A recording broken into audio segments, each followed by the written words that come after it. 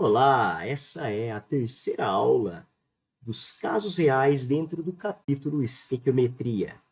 E aqui nós vamos trabalhar o segundo caso, a pureza. É muito comum o uso pela indústria de reagentes impuros, porque eles são muito mais baratos e muitas vezes encontrados diretamente na natureza. Processos de purificação elevam muito o preço dos reagentes químicos.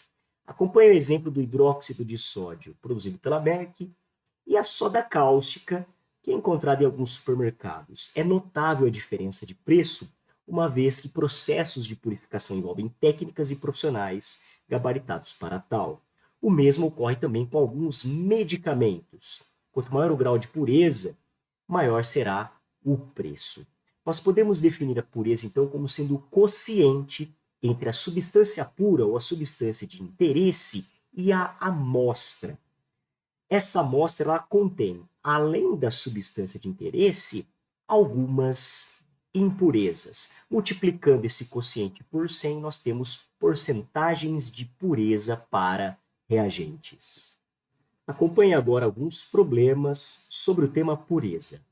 Qual é a massa de óxido de cálcio obtida na decomposição térmica de 800 gramas de calcita, que contém 80% de carbonato de cálcio? 80% então é o nosso grau de pureza. São fornecidas as massas atômicas. O primeiro passo é encontrar a massa de carbonato de cálcio efetiva dentro dessa massa de amostra, que é de 800 gramas. 800 gramas é a massa total, e de pureza nós temos 80% de carbonato de cálcio, que corresponde a 640 gramas desse carbonato. Como a pergunta é a formação do óxido de cálcio, na decomposição térmica do carbonato, nós temos óxido de cálcio e dióxido de carbono. Então, essa massa de 640 gramas é a massa que efetivamente interessa. A partir das massas molares, 100 gramas por mol, 100 gramas de carbonato de cálcio produzem 56 gramas do óxido de cálcio. A partir de 640, nós teremos a resposta do problema, 358,4 gramas do óxido de cálcio.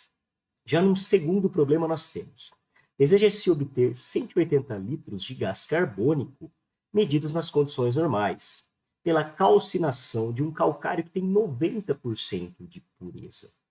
Qual é a massa de calcário necessária?